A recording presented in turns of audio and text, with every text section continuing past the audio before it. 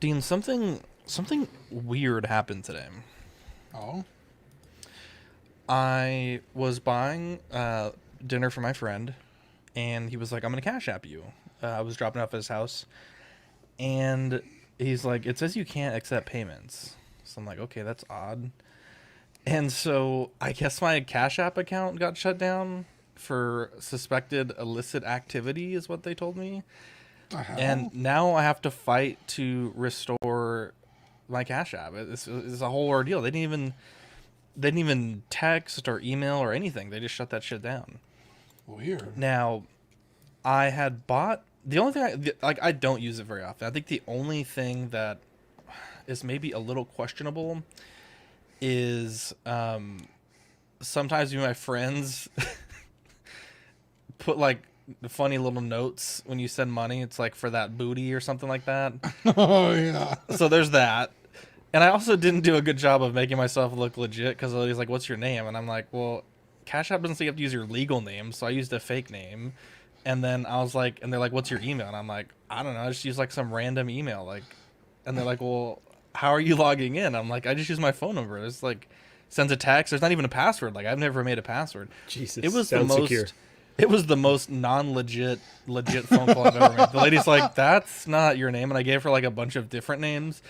If any of you guys watch, what is it, Trailer Park Boys? Ben, you'll know this. Like the whole Trevor Corey or Corey Trevor or Corey Leahy. I just use that name for like, whatever. And it was just, the lady's like, "No, it's not that. Do you have any other names? Do you have any other names?" It was super sketchy. So at this point, I filed an appeal, and hopefully I get my Cash App back because I, I don't know what to do anymore. I had to get cash like a fucking. I don't even know. I may have lost it already. Did I lose it already? It's gone. I don't know where it's at. Hey, I thought he was going to say it was weird that he had friends. B, I've also had Wow. friends. Yeah. I've also had friends that Okay, always Ben, forget you their have too wallet. many friends. Like, oh, you fucking guy. I'll tell him to show me his wallet when he gets in the car because I know every So time. this is the thing, huh? Damn. It's a thing.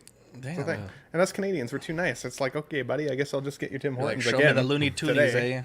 But yeah, I hate to see it. Is this so? This is nothing to do with the most recent Zack's Wonderland Goblin project, right? Yeah, That wasn't apparently one of not. the triggers. Apparently not. Yeah, apparently if you put for that delicious booty in the notes, it may raise some suspicions.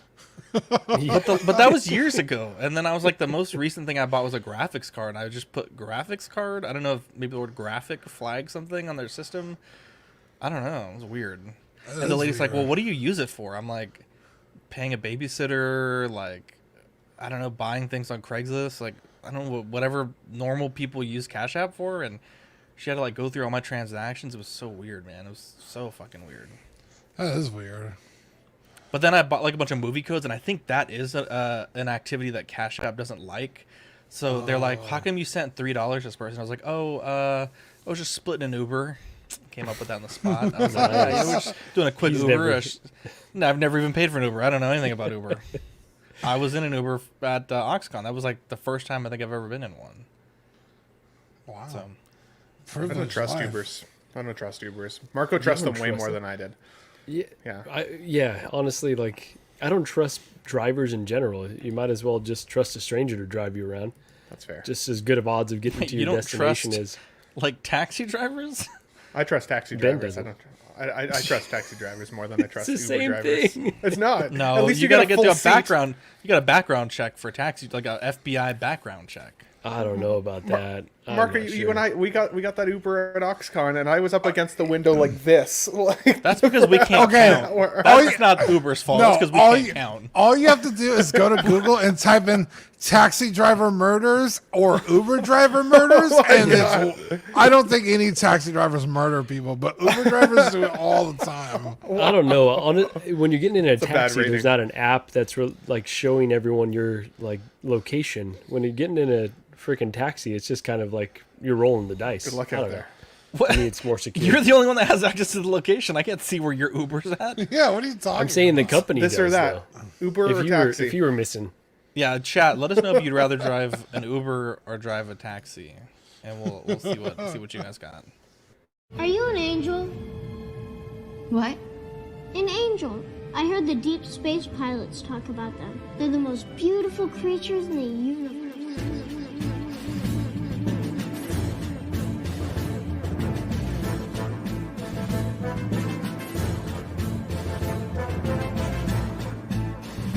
Hello there. We are tonight's entertainment. We would be honored if you would join us. He's got a billion toys. You brought in your doll collection. These are not dolls, Jim. These are commodities. Same as gold or oil. 5, 4, 3, 2, 1, 0. You are now listening to the Collecting Weekly podcast. Should we lock in the artillery power? This is the true form of floor gang right here. Very nice. YouTube.com/collectingweekly. Thank you very much. That's very cool. Big. Hey guys, my name is Zach. I'm Dean. I'm Marco. I'm Ben. I'm Eddie. Oh, I snuck it in. Just got it Moved up the roster. Love Welcome to see it. to this week's episode of Collecting Weekly. It's a weekly podcast where my friends and I talk about the things that matter the most to us this week in collecting. That's right. We want to thank everyone out there watching, wherever you're catching us live or on the replay, SoundCloud, or we post almost all over the. I don't even know all the places that has us on. It's crazy. It's crazy. A lot of work. A lot of work goes unthanked. So make sure you send them a nice message. And a big shout out to Collector Zone for our. I still don't know what to call it. Affiliates. Yeah. So. Shout out to them. They're a bunch of sweethearts. There you go. Apparently Uber is winning here. Alvin J and DJ say Uber. DJ says Uber Black, which, that seems... Too rich for my blood. Honestly. Too rich. Uber XL, I swear, when we were at Oxcon, that shit looked like a clown car, though. Watching you get out, there was like 8 fucking people in like a 3-seating Uber. One time, Rainer and I had to go somewhere, and we were like, let's just get the fuck out of here. So we Ubered. And it was like the rare instance I didn't take my car. And so we're like sitting on the corner. I was like, it says the Uber should be around the corner. And then I just hear like, honk, honk, honk, honk, honk, honk, honk, honk, honk, honk. Like the Uber driver just like honking like crazy. I was like, the fuck is going on? So we walk up to the car and roll down the window. It's my buddy from high school. He's like, hey man, I'm your Uber. I was like, what the fuck? You think It was so funny. You think that when Dean and Rainer Uber, the Uber driver kind of just slowly drives up, sees 2 6-foot big ass dudes and just drives away? It's not gonna be He's good like, for bro, my I'm about to lose suspension." my fucking Honda Accord.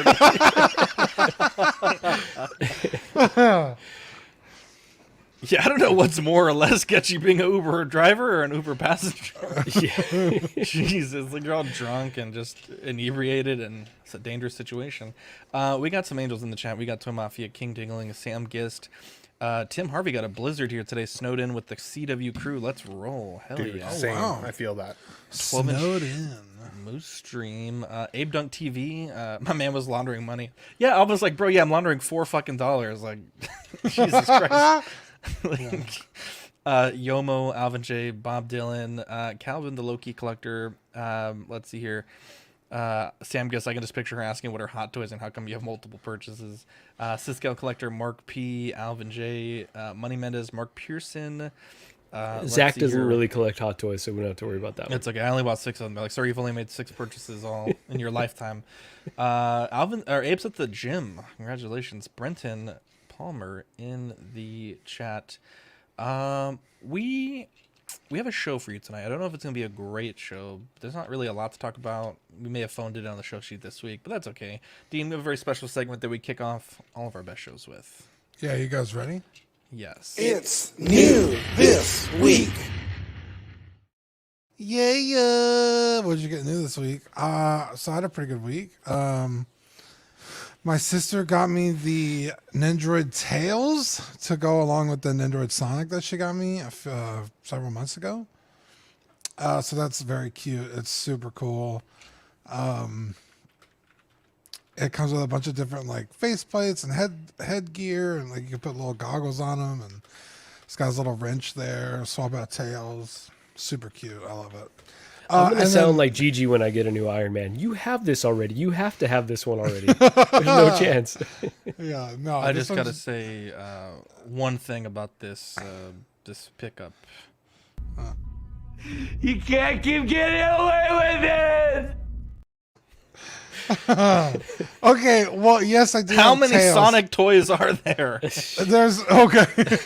To be fair, a lot. Also, they're coming out with a new line. Oh my god! Of course they are. Yeah, it's What is this? It's What is the new line? the new 5-inch line from Jax. But this 3 is inches wasn't enough. well, it's they have the Jesus 2.5 inch, the 4-inch, and then now the 5-inch. So Wow, super Magnum. cool. The Sounds 2 like inches the more Asian my lineup. speed. Yeah. I hate you guys. But this is the Nendroid, so it's a totally different like company. So you know. That was good, Eddie. And then also on Sunday, Rainer and I went to a local comic book store here in town, and they had signings, voice actor signings. And I met Bryce Pappenbrook, who does Inosuke from Demon Slayer, Cat Noir, Silver the Hedgehog in some of the Sonic games. Zidane Tribal from Final Fantasy 9 and Dissidia. So he does a lot of my favorite characters. So I wanted to get my sister a signature. So I drew a collage of her favorite characters, and then Bryce signed it for me. And then I got a Funko Pop signed of Inosuke to go with my other two Pops that are signed by the voice actors from Demon Slayer, Tanjiro and Zenitsu. So I have all three of them. So I'm done with that. So what are you guys laughing about? I'm sorry. I just saw the stupidest thing I've ever seen. Well, Like send a it to me. I want to laugh too. We might have to talk about this on the show. And I don't mean to poke fun at the company because they do good stuff, but my goodness, this is the stupidest thing I've ever seen. Dean, you know what really upsets me about this image here? The guy on the left and the guy on the right did an exclamation mark. Yeah. And the dude in the middle just put a period. What a fucking asshole. Yeah. Well, yeah, he went all out on my sister's art print, which was very nice. But If you were a little slower with art print, that was hilarious. But continue. how dare you? Yeah, Bryce Pappenberg was super nice, really cool. Got to talk to him for a few minutes about his characters, and it was nice because you never really know how serious they take their roles. Because it could just be like, yeah, I did a voice for a thing, it's whatever. But like he talked to me about like each individual character and how they were different from each other, and I was like, oh, he actually like pays attention to like the character. It's not just lines on a screen for this guy. So that was really nice, and it was really funny because Zach, you've seen Ladybug and Cat Noir. Yeah. That's just like what he sounds like. He sounds exactly like Adrian or Cat Noir. Like he doesn't like put on a voice to do that character. So Yeah. I felt like I was just having a conversation with Cat Noir. It was hilarious, dude. But yeah, that was super cool and kind of expensive, but voice actors don't make shit for money, so it's kind of understandable. But yeah, that was my week. I did get another one, but I'll save it for next week. Fantastic. Marco, what'd you get?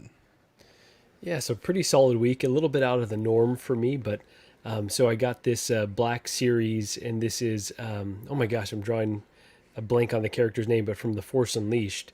And you know, I'm always kind of championing. What was that? It's on the box. Star Killer. Star Killer, yeah. It's been a long day. Star Killer. Oh my gosh, it's been a long, long day. So I'm always saying like we need more video game figures in 1/6 scale, and so until Hot Toys has the guts and steps up, I think Black Series is kind of filling that need for me in terms of video game characters. And then shout out to my cousin JMO because they have a anime con here in Sacramento that they do. I think twice a year now. So it's actually like a really, really big convention here at our brand new convention center. And he got some passes and he's like, hey, do you want to check it out? I'm like, I'm not really into anime, but they had Yuri Lowenthal, who's the voice of Peter Parker, was signing autographs there as well. So yeah, let's go check it out. So they had like a lot of really cool vendors. And this guy, I think his name is Art of Guard. I could be wrong here. It's there on the little tag there. Has this really, yeah. So he has like a lot of really beautiful prints in this format, which is like he's got other formats as well, but it's almost like a full body shot of the character and then like little vignettes of them in like different forms. And so I really like this format, really spoke to me. So I picked this up. I wanted a bunch of them. Like he had this dope Ahsoka, but settled on this Iron Man. So yeah, shout out to this artist for doing this awesome print. Yeah, got to also meet Yuri as well. And great guy, like Dean was saying, like chatted with him for a long time. My cousin was kind of nerding out. So yeah, really cool convention. There you go. Thanks, buddy. Let's see what Benito got. So everybody is noticing your nut yard there, by the way. So Sorry, do you mind if I keep it up? I've You can keep it up. So Dean made me the nut yard the other day so funny. for Let's Get Nuts show because I'm looking at getting the upgraded stream yard. And I've had the little duck in the corner for so long that of course it has to be nut yard going forward. So but I share my, I got Tough Nut to Swallow from CW, so I'm good to share. No, what it's a fucking guy. I'm sorry, I should have asked. I thought it was so funny. All good. It's a good week for me because got this Wolverine Days of Future Past in the collection. I love the character, obviously. Just Hugh Jackman as Wolverine's awesome, so I'm super excited to have him now next to my Deadpool in the collection. Obviously not from the same film. Got this out of the box, had a great time with it. I will say, changing the arms on this guy is easily the most difficult thing I've ever done with any hot toy. I totally thought I was going to bust the shit out of it.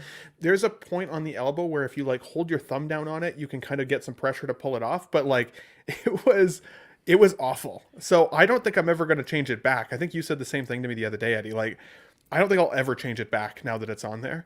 And it's disappointing because I did get those Wolverine claws that I showed you guys a couple weeks ago with the blood on them, but they didn't fit on the wrist pegs. The wrist pegs are too big, so I'm gonna have to figure out a way to kind of borrow a bigger hole in the hand in order to put those on if I ever want to. So that was a little disappointing, but otherwise the figure is amazing. It's weird because I like the look of the character a little bit more with the seamless forearms and the bone claws out and everything. But in order to get that look, you have to take the leather jacket off, and the jacket is so primo that it's just like it feels like it feels like a waste. So I got to figure out a way to display cool accessories without having to put them on the figure. Like I even had that feeling with my my TVA Loki recently. I've got him in his shirt with his hands kind of like that, like kind of like this or that, but with his green fire. Every time I do this now. But I took the TVA jacket off of him, but even that, it's a cool jacket. So I gotta figure out something. You guys let me know if there's any cool accessory displays that you guys have ever seen. But this is a great figure. I think the likeness, especially once you get it in hand, is still probably an 8.5. It's not perfect, but it's who it is 100% when you see it. So. And you just went with the standard like Eddie, right? I went with the standard, yeah. I felt like I didn't need all of the extra display space real estate being taken up by the base, as cool as the base was. Yeah. I didn't feel like I needed it. So, but you know what the funny part is I've had it on pre-order and been paying it off for so long that I couldn't quite remember what one I chose. So it was a bit of a surprise when it showed up in the collection, and I was like, oh, I guess I didn't get the base. Oh well. So, but it was fun. And also, last thing, I would say the hair on the chops is a lot darker than some of the pictures present. Darker than I expected. I thought he was going to look clean shaven, and it doesn't necessarily look that way. So pretty cool. There you go. Eddie, you got a ton of stuff this week. Yeah, and I'm glad that you put these two together by accident because these are actually. So this is the Marvel Legends Hydra Stomper and the SH Figuarts Amazing Spider-Man, and I actually picked these up from Sean. That from motherfucker from Small Talk. You So didn't tell yeah, me he had a fucking Spider-Man. How dare you? Damn, dude. I saw him post on Facebook that he was selling some stuff, and I asked him, "What are you selling still?" And I want to put together a 1/12 scale collection of Iron Man, like with 3-0, and I've always liked the look of the Hydra Stomper. It's like one of my favorite things from What If. I don't really like a ton of What If stuff, but the Hydra Stomper was cool.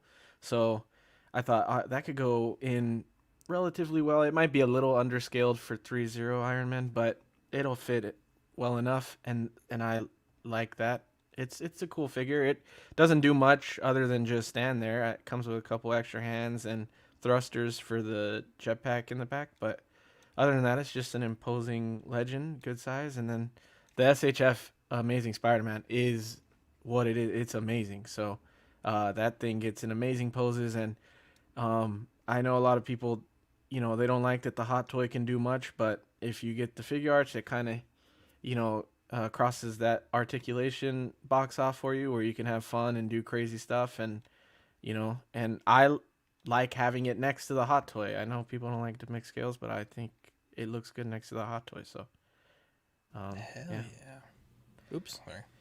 And then this, I dove into Mythic Legions, which I never thought I'd do, but because of that new Rising Sun wave. Hell yeah. Yeah, the new Rising Sun wave has some Vikings coming, and I thought it would be cool to have those because I love Vikings, and there isn't a ton of Viking figures.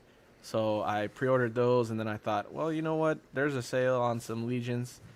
And so I picked this up off of Big Bad. This is, I want to say the horse's name is Boreas, something like that. And then the knight, or this guy's like an outlier wanderer kind of character. His name's Duban, and he's pretty cool. He comes with this eagle and the hood, which is really cool, and his head sculpt's really cool too. And he looks great with the horse.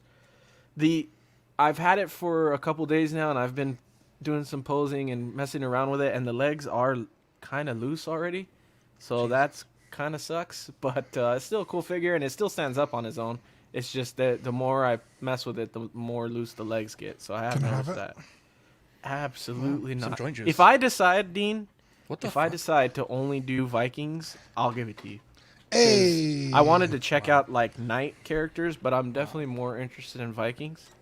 So yeah, if that ends up happening, then yeah, for sure, I'll send it to you. But These are cool. 12 scale, right, Eddie? Yeah, 1/12. There you go. Yomo, going back to the Wolverine, I bought the standard and regretted not buying the deluxe. I ordered the base from an eBay seller. Can't wait to get the Wolverine in hand. Trevor says, I bought the figure because of the jacket, so I can't imagine taking it off of him, even for the seamless forearms. What? So I ended up ordering the Frazetta Girls Dark Wolf from Fire and Ice. Which was a quick turnaround because I don't think it was that long ago that I ordered them. Sometime towards the end of 2023, and these are shipping now this month. So I literally just got this in today, so I haven't had a chance to open it up yet. But I am gonna shoot a quick like showcase / review for this figure. So that's why I didn't just open it up, because I kind of want to do that on the video. But I'm excited as hell to get this thing out and check it out. What's up? Is this like Mythic Legions, where it's not based on another property, or? No, this I'm very is unfamiliar with this. This is the Frazetta property. This is their property, like Conan and all that kind of stuff. Yeah, Fire and Ice is a movie. Got it. And it's a comic. They started a comic line. Oh, did they? Nice. Yeah, I think there's a couple issues out now. There's at least one, but this is the main character in that, and nice. So it's kind of it's their own thing, Marcos. They've been around for a while, I guess. Yeah, the movie is like, I want to say it came out around the same time as like Heavy Metal or what was the other one with Heavy Metal. So it's like 60s, 70s. It's like rotoscoped animation, kind of like that weird Lord of the Rings cartoon. Oh, it's on Amazon. Okay. You can catch it on Amazon. Maybe we'll have to do it as a movie of the week soon. Yeah. Yeah, I didn't know that there was a movie, actually. I just knew they put up pictures of the figure, and I thought, oh, he'll go sick with like that the Vikings that I was talking about. He's I've had it on my watch list forever. I just never got around to watching it. Yeah, that would be. I'll have to check it out then. That'll be even cooler when I start messing with the figure. But the figure looks really good. 1/6 Poser put up some pics of it, Trevor, and dude, it looks like the detail on the musculature, like the veins and everything. It looks sick, and like the figure has a tan. I don't know how the hell he has a tan, because it looks like he's in the middle of like freaking Antarctica, but he's got huge ass tan, and it looks like a sick figure. So I'm excited to mess around with it. That was my last thing, right, Zach? Yeah. Okay. I think so. Really quick, I picked up some figure stands from Elevate Figure Displays. No. How dare you? Did you see my Why? message earlier? No. What? Show it off. I want to talk about that. That's a perfect segue because I was thinking, should we or should we not? Oh, okay. I didn't see your message, but You could have got them from Zach's Wonderland. How dare you? Zach's Wonderland takes forever. And Wow!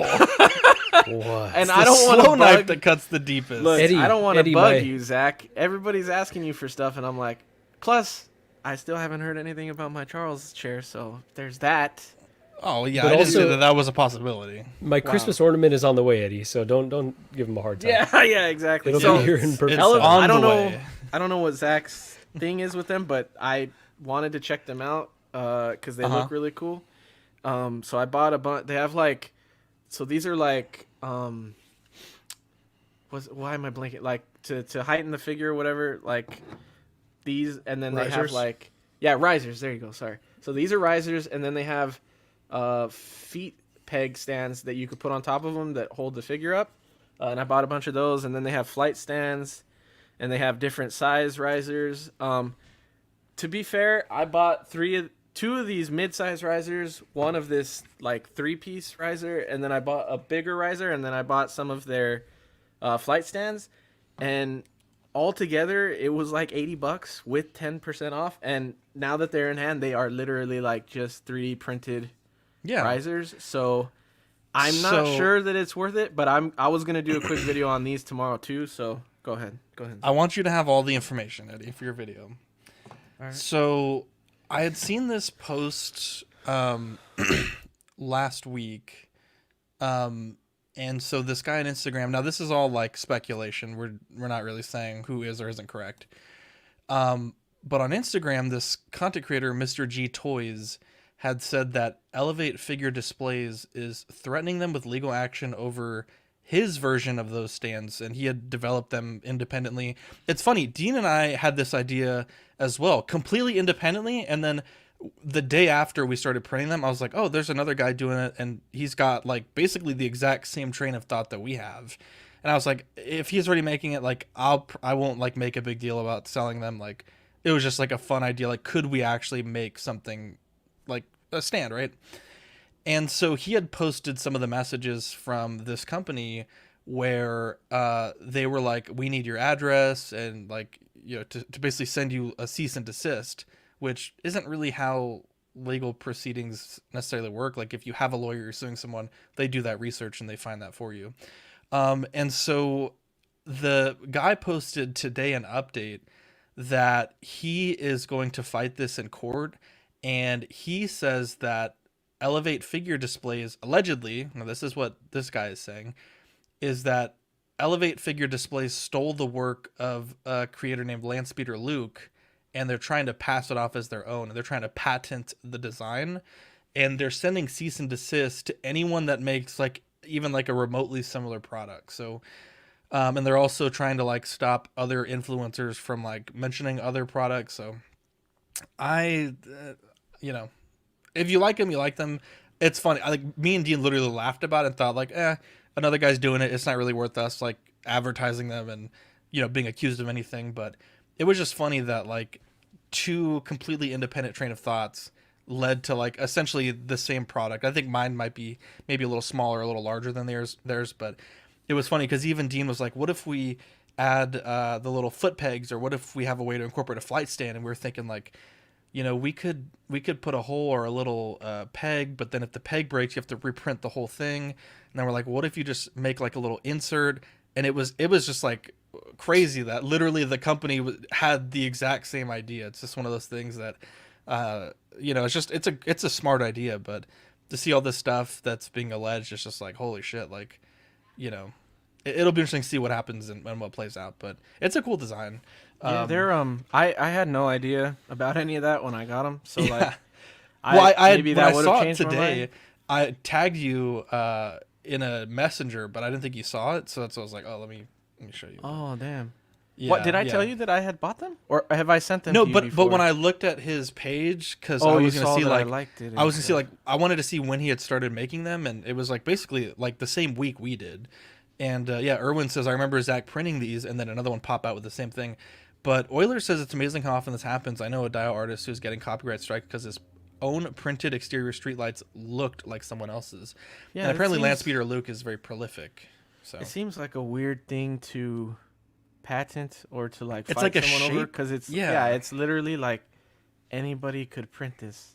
Like I could see maybe if the design of the stand was your idea, because the way they Yeah. do the stand is kind of different than what I've seen before.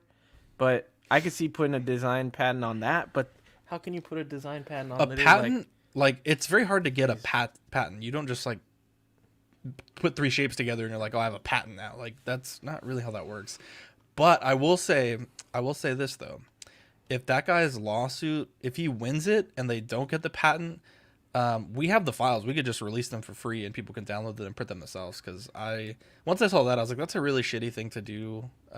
You know, and they're not like getting rich off of this by any means. This is a guy he might I'm be not saying- making a lot of money. He might, but I'm saying the other they're guy. selling them. Yeah, Yeah, exactly. they're pretty Like, expensive. If you're selling them just to help out people, you're not going to make a lot of money. But they're selling them for a lot, and they're not worth the price. What was the probably, 3-tier one, if you don't mind me asking? Like the the regular price. price?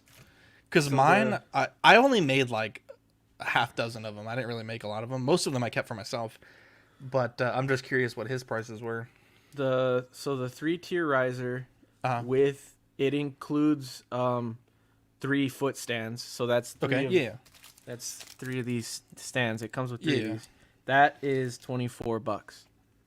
That's not bad. That's a little pricey. That's a little more than I would do, but yeah, it's just funny to me that he's trying to sue someone over this. At any rate, let me get into my new this week. Yeah. Dean, boys, I got a Grail. I got a Grail today, and I want a round of applause, or what is it? Drum roll, please.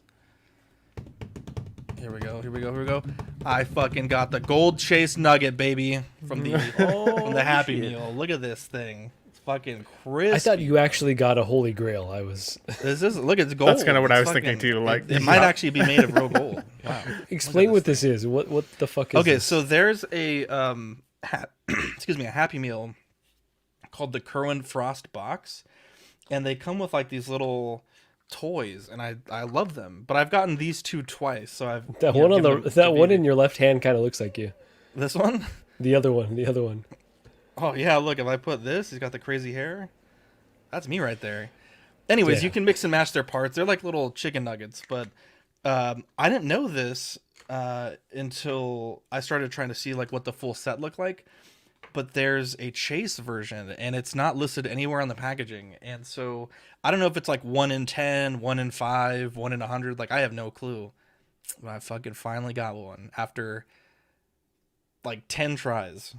So I can finally stop eating McDonald's. Thank God. Oh yeah. may have took 6 months off my life doing this, but How many chicken nuggets did you eat, huh? Yeah, well, it's Big Mac or chicken nuggets. I ate 2 goddamn many of each of them. It looks like But, those silly putties that you used to get, where in the egg, where you could kind of shape them. It's kind of what that reminds me of. Shave or add like putty to the bottom. That's literally a nut figure. There you go. Speaking of nuts, Congrats, look, bro. By the way. Look, Yeah, I'm glad. Thanks. I'm glad your Look. body doesn't have to eat more McDonald's. I say this just because it looks funny, but I'm sure this company is great people. We've talked about them before on the show. I fucking almost cried laughing at this fucking picture right here. So this is Prune Face, and I'm pretty sure that's someone's nutsack that they casted for this character. That's powered by nuts right there. That's scary. Oh no! It looks like I don't know, man. It looks like I don't know. the critter from Last of Us mixed with ET. That looks like my balls on top of Dean's balls. Wow. That's Like- those are some fresh balls right here. This is like a Jesus baby sack. Christ. Oh, so it's not ET though. Okay. No, In it's my like mind, it was. apparently it's some Yeah, character from exactly. Star Wars that I fucking have no clue who this is. I was but like, this is the shittiest ET. Oh my god. my goodness, that she has pretty nails, but that is ridiculous. Pretty This is chested Regal up. Robot, yeah. Yes, And again, nothing against these people. When I saw this, I laughed out loud. I was. They had that really bad Rey. I'm not going to call her Skywalker, but the really bad Rey from the sequel trilogy. Yeah, the Dark Side Rey? Know nothing about that, to be honest. I think it was the Dark Side Rey. Let me see if I can find it. I think you're thinking of Diamond really Select. Didn't it say it was $500 though, Zach, on the ad? Oh, I don't know. Oh my God, it's $600. Yeah, they're $600. Jesus, it's because the stuff they make is very. Well, it's like limited to I think 83 for this version. Which and I forgot the phrasing. CC used to say it all the time. Lineage. Yeah, there you go. Like it's very. That shit makes me. Yeah, close to the model scale. And I'm sure that it is Oilers, but that just looks like someone's ball sack. So I couldn't be bothered with that. Let's get into news though. We're running long tonight, but we have blogger photos of the Hot Toys Doctor Strange, Dead Strange rather. And I think this thing looks fucking awesome. I love this. I know Lane's really excited to get this. Yeah, look at this thing, man. He's got a wingspan. He's got lots of sort of gruesome detail. I love it. I honestly am a big fan of this. I didn't think I would like it that much, but seeing the final product, I'm in love. Go back to the last picture, please. This one here? You see the left, but his right leg. That I hate when you're wearing slides or chanclas and you're walking and that happens. Yeah. And you catch the bottom and God damn it. Brick Artemis said our echo is good. I don't know what that means, but thanks, bro. Figure the show echo? Or the show. I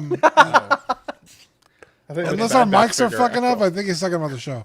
But yeah, this figure, as much as it's kind of just like, like in terms of the movie, like it was like a one scene kind of done ordeal. This figure is fucking incredible for how kind of, I don't want to say throwaway the scene is, but dear God, this figure is way cooler than it has any right to be. Because you could put it in almost any shelf, right? Like it's not just Doctor Strange 2 movie, or was this number 2 or 3? Yeah, this is incredible. I think it looks fantastic. I love it. What do you think, Ben? Sorry, I was trying to pull up my one thing here. So there was a little bit of controversy on the Strange because I think I shouted to MB Dyson. He put in there on Facebook last week that the character had blue eyes, and then the figure kind of came out in these photos and it kind of looks like he has brown eyes. A little hard to tell. I did take a look at the screenshot of the movie itself. And he definitely has blue eyes in the film. So once we get this in hand, it'll be curious to see if we can put that to bed. I don't know if it's lighting or if it's just like it was just a miss, something to consider. Otherwise, I do think this looks freaking amazing. I wanted to see what the ghoul hands looked like in the movie as well, because here people have said they kind of look like milk chocolate, especially some of the close-up shots. Anyways, they do look a little chocolatey for sure. In the film, they're a little bit more like charred and gooey looking, I want to say. At the same time, though, it still looks like dead skin. And I actually think it was Classy Thomas that made the point to me the other day that sometimes in film they'll use things like chocolate syrup to simulate blood, because on camera it can kind of come across as like coagulated blood essentially. And I wonder if that's what they were kind of going for in this, right? Like that rotted kind of bloodied flesh. It does look pretty cool. I have this almost paid off. I had my finger kind of over the cancellation button at one point just because of mostly collection space. I feel like I can't necessarily justify this guy standing in the display without all of the cool shit that he comes with, except that it takes up such a large footprint. But I love Multiverse of Madness. I'm still waiting on that Wanda specifically, which has been delayed. So like she's gonna be my Wanda. I do want the Multiverse of Madness Strange to go with her, like just like his regular persona, because I don't have a Doctor Strange or a Wanda yet in the collection. And this one, I'm on the fence with like canceling, but I don't know. Let me know what you guys think in the chat. Should I keep it? Should I wait and review it? I don't know. Will you lose your NRD if you cancel? I would lose the NRD at this point. Cancel. So yeah, fair enough. Fair enough. But in order to get it from Sideshow, because that's where I can get it in Canada, I'd also have to pay customs and the shipping. So it's like the customs itself is $35 alone. So like I'd save myself on the customs. But it's so cool. So I'm like, I kind of want to see it in person, and I know once it's here, I'll fall in love with it. And I don't typically sell figures once they're here, so I don't know. Wow. But it's very, very cool. So I'm excited. I'm excited to see.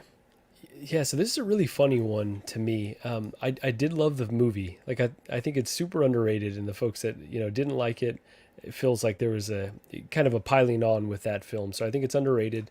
I really liked this moment as well. It was just really fucked up and weird, and it was like perfect. It was like so Sam Raimi. As a figure, though, I don't know that it necessarily translates as well. I feel like there's maybe like a vocal minority in the community that are like saying like this is a grail, like this figure is like just so badass, like look how cool it is. I don't know that I'm necessarily seeing that, and I won't say like it's a bad figure. I haven't even ruled out whether I would add it because I really do, like I said, love Doctor Strange, love this moment, really enjoyed the film. But I don't know that it is that impressive of a figure. The face sculpt is cool, like it's got cool detailing, but it doesn't necessarily look like so lifelike. Like I kind of go to Hot Toys too. There's not really much contrast on it, so I see a lot of downsides, or excuse me, a lot of negatives on this figure. Although it is cool, it is very interesting. But I guess what I'm looking at isn't really connecting with a lot of the narrative that I've heard about like how cool this figure is. That hasn't connected with me yet. I haven't really seen that it is that badass or really like that must have again just yet. It's something that maybe I'll add, maybe I'll change my mind, but what I'm seeing is just not blowing me away just yet based on the chatter that I've heard in the community. What are we looking at here, Ben? It's showing the eyes. I'm just showing the eyes, the blue eyes, and then just what the hands look like a little further up close here. I'll give you guys a pause. Go ahead, Eddie. So I thought this was a cool scene, and I like this movie. I won't say that it's underrated. I don't think that it's that great. I think there's some cool parts, but it was pretty panned though, right, Eddie? Like I don't think that people really. Maybe I'm thinking of Ant-Man more than this one, but I don't think it was received very well. Yeah, it's not bad enough to be like ripped apart. It's just like I don't love it, but this scene was cool, and I thought the announcement of this hot toy was really cool, and I feel like it's different, so that makes it cool. But I'm not gonna lie, I've talked about this thing like 6 times by now, and the more I look at it, the more I don't like those dead arms. The more I don't like them. Like they look plasticky to me. They don't look detailed, other than the sculpt.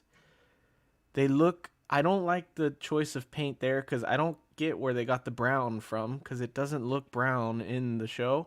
So to me, those just don't look good. And then the thin material of the cape, I guess I could see why they would do thin material because it's like smoke in the movie, like it's like ghost smoke or whatever. So, but it comes off cheap, and I feel like in pictures this looks really good, and I think you're gonna make it look good in pictures, but I think on the display, other than it just being like that like big presence wow factor, I think if you take a look at the smaller details, you're gonna be like, it's kind of plasticky, kind of meh, That's kind of to be expected with Hot Toys too, right? Like a lot of the times the accessories or the Dio bases don't have the level of detail as the main figure itself. It feels like that's kind of an area that they skimp on sometimes. I agree. It's interesting. I do think, though, one last thought. If you are collecting like a zombie Marvel's lineup, like if you want to go back to kind of some of the cool zombie comic books, this is definitely a must-have. They've got the Captain America now. They've got or coming anyways, they've got the Iron Man out. This would look really good. Like there's a couple in there that I think will look really, really strong together, especially if you wanted like a cool Halloween display or something like that. So I don't know. I can see the appeal. I do agree with that narrative though, because I do have that Iron Man, and he would look pretty cool next to that Iron Man. Is that enough to justify the price? Again, I'm still not quite sure, but if I don't like it, I can sell it to you. There we go. Sam says he thinks the figure is a masterpiece. I want that Iron Man bad. You're talking about the Illusion one? Illusion, he's been going up on a lot of sites for pretty discounted, so keep your eye out there. If you have a store, send me one, please. This is pretty cool. The Soso Toys, they announced an upgrade kit for the Peacemaker. It comes with a revolver, a shotgun, the shield, and a John Cena en masse portrait. I think Ben and Marco, you guys have Peacemaker. Is this something you guys are going to pick up? No. So I actually pre-ordered the other one that we saw a few weeks ago. I can't remember. Was it Present Toys, Marco? Do you remember which one that was? I don't have to recall. look back now. But yeah, we showed a different John Cena head sculpt a couple weeks back, and I thought the likeness there was better than this one. While I think that the shield is cool here, I also don't totally love that particular gun. I don't recognize it from the series either. Like the gun that he comes with the figure itself, you were able to get unholstered. You just had to kind of get it off the pin inside. And then that gun still comes with its own silencer and everything. And that is his Peacemaker. Like that's what the gun is called. And that's where the character name comes from. So I would only really get this, I think, for the shield at this point, which for me would be a pass. So I'll look to see if I can find out what that other head sculpt name was, but I got it on pre-order now. So should be able to find it. Yeah, so I don't have this figure. I loved the show, but I never ended up getting the Peacemaker. I just didn't know that he necessarily translated to a great figure, despite what I saw out there. But yeah, it's cool. Like I love when they kind of give you ways to plus something that you already have. I feel like that's always really cool value or really interesting to me. I think Soso Toys hasn't shown a straight-on picture of this head sculpt yet, right? No, at least when I grabbed these photos, they said more details So, are coming soon. If I was betting, I would say this likeness is going to come out better. But I did see the other one, and I thought it was really good. And from what I could see of this one, I think it's really good. But it's just because Soso and Present Toys, I'm betting on Soso. So. Wow, there you go, taking bets. What about you, Dean? Yeah, I feel like there's like other stuff they could have included from the show better than a revolver and a shotgun. I honestly don't remember him ever using either one of those. Even if it had like a little alien butterfly in a jar or other helmets, like, cause he like stuffs a bunch in a bag at one point. Like they don't even have to function, but just to have them, other than just some random guns, I think, yeah, I'm with Ben. It's like the shield is probably the best part. But yeah, I guess if you wanted an unmasked portrait, this is the other one. This is the one that I pre-ordered, the Present Toys one. Oh, okay. Yeah, but like from the other slide that you had, Zach, it's hard to know which one is better. Like they're not both perfect, so it's a little hard.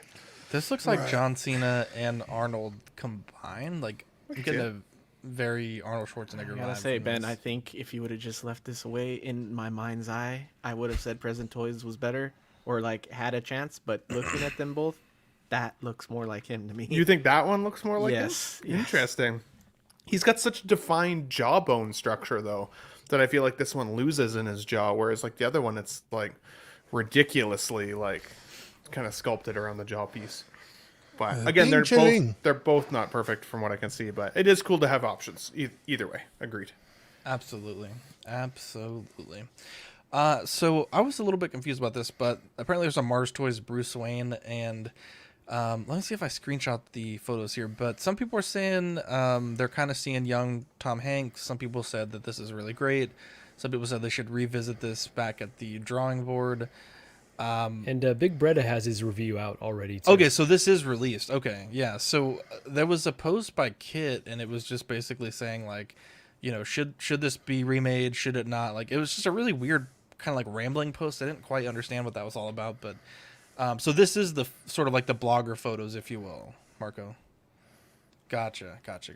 So go check it out on Big Bretta's channel, I guess, if you wanted. I'm not a big enough fan of Michael Keaton's Bruce Wayne to purchase this, so it's not really my cup of tea. But I don't know. If I think the likeness is just okay. Well, I've always said that. Put a hit on you now. Oh my gosh. I thought it was pretty good, Zach, but it's almost hard. Like it's hard to find now. Like everywhere I've looked, it's sold out already. So, which is shitty. If you wanted it, anyways. Yeah, this was one that was up for a long time though. Like I was looking at this on Kit's website for a long time. I desperately want that Returns 2-pack. And so I'm like, you know what? Maybe Hot Toys will revisit that sometime. I don't think I need this, and who knows when Mars Toys is going to deliver. And I think it came out nice, but I think Hot Toys could definitely top this. Yeah. All right, let's move on. The Time Traveler. This is I kind of like this, and at the same time I don't quite know. But this is also, or I guess it's by Saturn Toys, and it's a doc from Back to the Future. I think it has plenty of accessories. It's got some very expressive portraits. Obviously, a lot of people were not happy with the most recent Hot Toys doc, with the sculpt and some of the different sort of shortcuts that Hot Toys took on that one. You do get the USA Today newspaper, which I think is really neat. You get a pair of sunglasses. What is this here on the left? My Back to the Future fans, what is he looking at here on the left? It's been a while since I've seen that. That is a Polaroid of a naked woman. Is that the photo? Oh no, what is it? No. I don't know what that is. Wow, I'm seeming like a real casual right now. It's right there in the top. What is that? Exactly. I think this has potential. I really do think this has potential. I wouldn't buy it, but I'm liking what I'm saying. Glass? I can't tell what that is. I don't. It's been a while since. Looks like a smartphone, but. Yeah, this is I don't know if I have anything positive to say about this. Jesus. Like, if you're gonna get one, just get the Hot Toys. Like, I guess maybe if like this Alf, I honestly, can you bring up the Hot Toys one? I don't know what I'm comparing it to, honestly, because there's.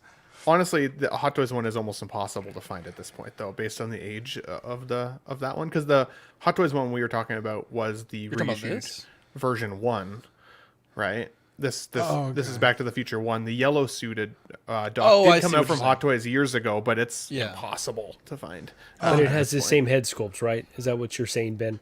It's got the version you have that Zach just showed had that head sculpt from the part 2 version. It correct, still had, which like, is why he's got the correct. Yeah, I mean, I guess if you need this outfit, and just get the Hot Toys and then use this outfit, and I guess the accessories, but this doesn't look very good. I'm still kind of wondering if they're going to revisit those anyways, even if it's just like a soft reissue. I mean, I've literally got the floating DeLorean right out in the living room there. They've given us the Gen 1 Marty and Doc reissued with the car. They've given us the second DeLorean without the figures, and now they've given us the third movie figures without the third DeLorean. So it's like, I still think, but they teased that DeLorean with the red rims in the solicitation photos with those figures, so I still think that's going to come. And it wouldn't be totally surprising for me to see Hot Toys redo this. And so I wonder if that's why Saturn Toys, which is sounding like it's a division of Mars Toys, is jumping on this as quickly as they are. Yeah. So absolutely. On the right side, the right eyebrow, the eyebrow that's down, I don't feel like they sculpted that well, because there should be an indentation above the eyebrow if he's like doing the classic like what I do like the Rock thing. Show us how it's done. The Rock thing. Show us how it's done.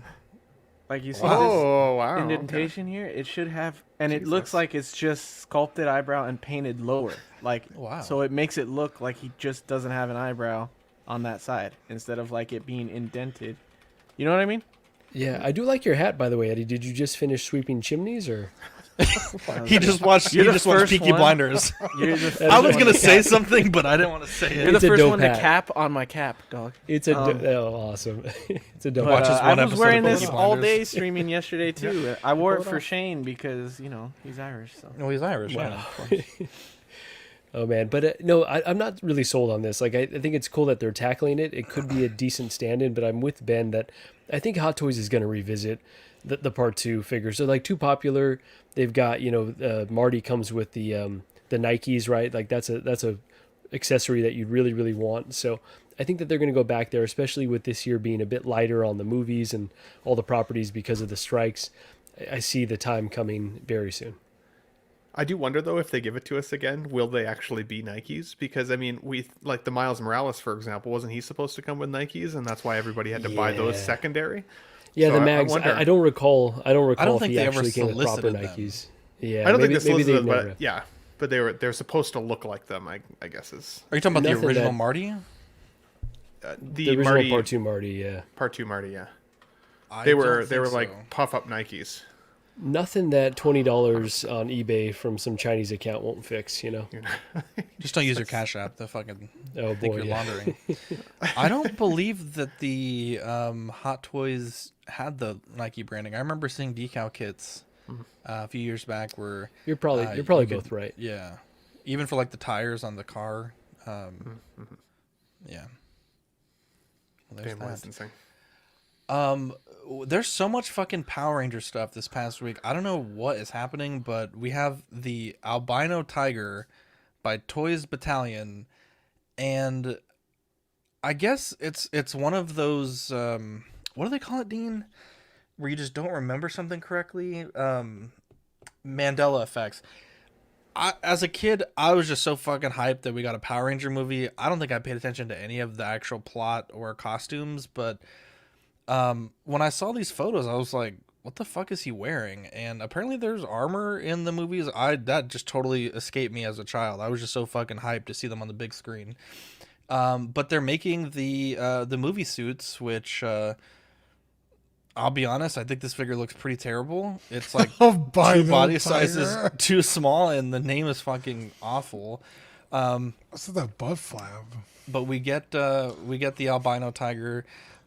We also have the announcement that next Power is coming, so they're making a tease at least that we're going to see the whole team, and in addition, we also have the albino ninja. So we got the albino tiger and the albino ninja, which seems like quite a bit to commit to right off the bat, because that's 1, 2, 3, 4, 5, 6, basically 12 figures you're trying to commit to right off the bat. Which, I mean, look, I like Power Rangers as much as the next guy, but like, I think everyone kind of got that would have bought this has already bought probably both the Star Ace, or not the Star Ace, but the Ace Toys and the Hasbro 3-0 Rangers. So then you're asking them to buy like 12 other figures.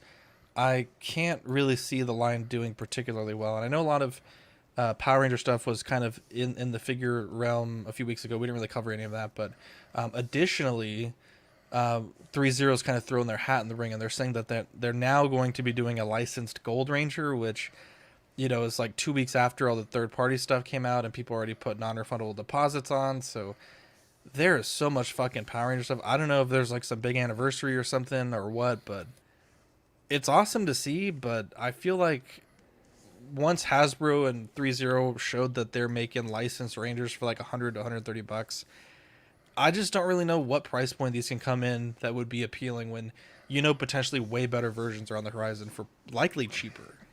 Yeah, you're not wrong.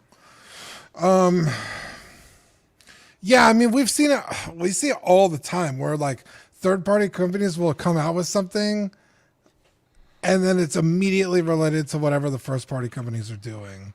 So, yeah, I would say hold off on, because like Zach said, this is not very good. It's kind of like hodgepodge together.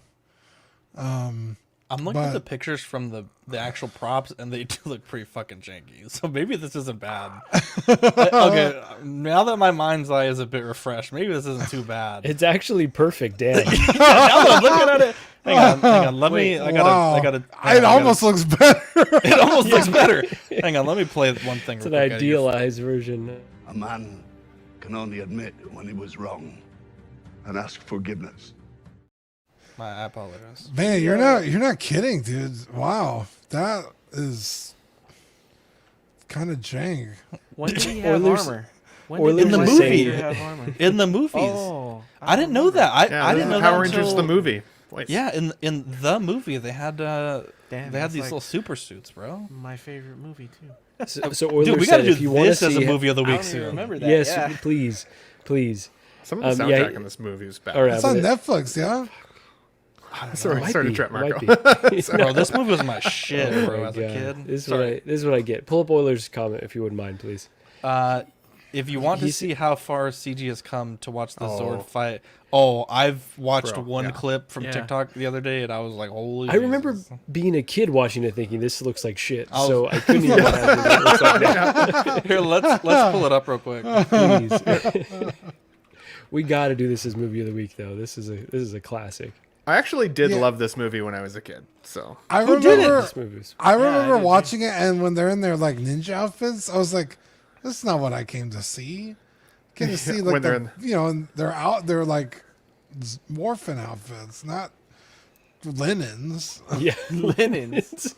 Yeah. Oh, nice. Oh my lord. Decent. That's. You know, I'm still blown away at how good fucking Shrek looks. I've watched Shrek 3 times this week because Vivi saw me watching it last Tuesday and wanted to watch it. And it holds up fucking good. Jesus. Oh my lord. What is that Zord? My goodness. It's like we gotta watch this movie ASAP.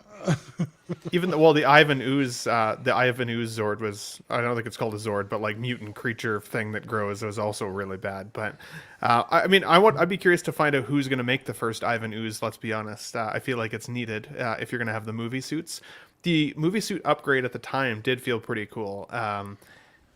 These aren't figures I don't think I would collect. I liked the 3-0 Green Ranger that I have. I think for the next photo that you showed, Zach, of them in the ninja suit, that's just like insulting to Jason David Frank. I don't think that looks anything like him, to be honest, other than the longer hair. And rest in peace, because he was an awesome at the role. I mean, he gave his like whole life to Power Rangers. That guy did. For real, yeah. So yeah, I mean, I feel like this isn't even a good representation if you love Jason to have him in the collection, because I don't think it looks enough like him. It's pretty sure that's soft. what P-Rock looks like with the glasses on. Yeah, right. Jesus, there was that Prince figure that came out recently. I thought that was fucking P-Rock, bro. Albino Ninja is just a weird choice of title. It might be the second worst 1/6 scale figure name I've heard. It's a weird D knows choice. what the worst one is. I think the likeness is pretty good.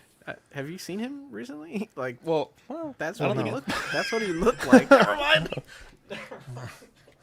I'm pulling him up. Wow, dude, you were gonna joke. You were gonna make a joke about him? No, I was not. You were gonna make a Skellington joke. Nope, I was not. Daddy, chill. On the at least the zoomed in part, that looks like him to me. So. The likeness is semi there. It just doesn't look like realistic. It's almost like a cartoon version. Pulling it up. I had the 3-0 6-pack of the Mighty Morphin Power Rangers for like Were they pretty good? week. I didn't even open the box, dude. I sold them, and I regretted it because it was stupid Eddie decisions, you know, where I bought and sold shit all the time. Dumb Eddie, get the checkbook. Wow. It's hard for me to get it any closer than that, Zach. But Okay, well now it doesn't look. Now what it does. Now it doesn't. Okay, so maybe I can't really read because my screen's too small. But what did he search to find that? That's exactly. I zoomed in just to check. He wrote Jason David Frank in ninja outfit. I was hoping we get to some more gold here. He kind of looks like a great value Adam Levine. He looks so fucking dark in that picture. I can't. Goodness. I actually think he looks more like Jason than he does. I'm sorry. The Red Ranger.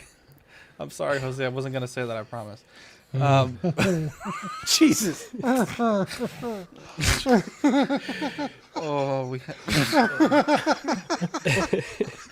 don't think Eddie meant to say it the way he said it, and I didn't mean. Wait, what did I say? Well, because you know said, he have you passed away. Have you seen him lately? Well, yeah, but I meant like a picture. I know what you meant by that. Jesus, man, you trying to? Oh man, that's a toughie. Fuck it though, bro. It's your life. So get it or not, what are we getting? What are we getting from this show? None of these. Yeah, I don't think I'm getting anything this week. Absolutely none. Well, Dead Strange just paid off, or pretty There you much. go. So he might. Oh, nice. Mm-hmm. Yeah, don't clown on me if I get Dead Strange like sometime in the next 6 months, but likely Bro, I think nothing that's from, awesome. from tonight. You always it's interesting. You always do. Every Like time I ever RoboCop. challenge you, you always end up getting it afterwards. No, you know, I don't succumb to peer pressure, but I'm very analytical. Sometimes the price aligns with my thoughts. Go ahead, Dean. I think you said something that was super fair. about the Dead Strange because you were like, it is good, but I don't know if it's like Grail, like it's gonna be a must-have. It's no golden chicken nugget. Yeah, which Jesus, please stop. Zach Might be like- my figure of the year. I imagine Zach singing the song from Willy Wonka that the girl sang. I got the golden nugget. Yeah, there you go. Someone Photoshop that, please. That's pretty good. Yeah, it's the Death Strange is like definitely a great figure and very cool. But yeah, I think I'm with you. It's not like a must-have, but if you get it, I think you'd be super happy with it. That's what they said about Yondu too. Look what happened there. Just saying. I don't think that figure's a must-have either. I think people just freaked out because it turned in. It's so good. It's Nobody turned wanted into Hela a- either at first. Nobody wanted Hela, and then look what happened. Exactly. The second they're gone, everybody wants them. Dude. I would have Nobody definitely gotten wanted the Hela. fucking Darkseid Anakin. No one wanted the Inar Gandalf, and then all of a sudden it's fucking $1,400 now. You're not wrong. Anyways, Collector Zone, great guys. Marcos there, wonderful people, great customer service. They have a 15% off deal on in-stock items and full pay pre-orders with code CW. Again, that's code CW for 15% off your in-stock items and full pay pre-orders at Collector Zone. Be sure to check them out on Collector Zone Cantina Facebook group. They do post some exclusive codes that I think you can use with their payment plans, but definitely check them out and let them know that we sent you. So our topic for tonight is the future of Star Wars. And, it's been kind of a weird road since Disney bought Star Wars from Lucasfilm. Or I guess bought Lucasfilm. We've gotten a bunch of movies. We've gotten a bunch of TV shows. I tend to subscribe to the idea that some Star Wars is better than no Star Wars, because I really don't think Lucas had a bunch of plans with it, and it felt like it was kind of dying for a bit. But at the same time, is it possible to have too much Star Wars? I don't know. I feel like there's been some things that have come out that were less good than I would have liked. I think there's also some characters like Baby Yoda that I truly love, but I'm kind of just getting burnt out on, to be honest. But they did announce that, first and foremost, Dave Filoni is developing Ahsoka Season 2. Obviously, that was a show that was very much left on a sort of cliffhanger-type ending where there's a lot of room for these characters to still be within that universe. And then it was reported that the Mandalorian and Grogu film is coming to movie theaters. It's going to be directed by Jon Favreau and produced by Favreau, Kathleen Kennedy, and Dave Filoni. It'll go into production in 2024. The Mandalorian and Grogu will lead Lucasfilm's ongoing feature development slate, including films helmed by Charmin I'm not even going to attempt to read that. James Mangold and Dave Filoni, who was also, again, directing Ahsoka Season 2. There were some quotes taken out of context from the Charmin actor about making men uncomfortable, and Dean had told me before the show that it was a quote from many years ago, and it was more like a joke, and it was very much taken out of context and plastered all over the internet. So certainly wouldn't hold that against the director at this point. I'm excited. I'll be honest. Like, Ahsoka was, I think, both as good as I thought it could be, and perhaps a little less good. But I am excited. I think there's so many cool characters. Seeing Thrawn again on the big screen, the return of Ezra. Unfortunately, Ray Stevens passed away, so we're gonna have to see his character potentially continue on with another actor. And the Mandalorian Grogu film, I'm perhaps a bit less excited for. I feel like that has just been confirmed for forever. So to see them reconfirm it, I felt like that was a bit odd. Well, because remember they canceled everything. Yeah, they did. And so when we talked about in the Patreon chat today, a lot of people were like, look, we love these characters, but it's like, we were all ready for Grogu to kind of go into the sunset with Luke, and then they undid that, and he's a fun character, but I just feel like nothing serious can happen while he's there, and I think it's kind of holding that show back a little bit, to be honest. Wasn't a big fan of Season 3 of the Mando, and I don't know. I felt like Baby Yoda being there kind of hampered things. It just made it feel very clunky. But what do you guys think? We got two sort of big announcements for a franchise that's been kind of in a standstill for a few months. Yeah, it's tough, right? Because we're pretty hard on Star Wars, and I think when you love something, you want it to be as good as it can be. And so when you critique it, it could come off as, kind of harsh. But it's like, well, yeah, I want it to be so fucking incredible that, maybe it can never live up to my expectations. Who knows?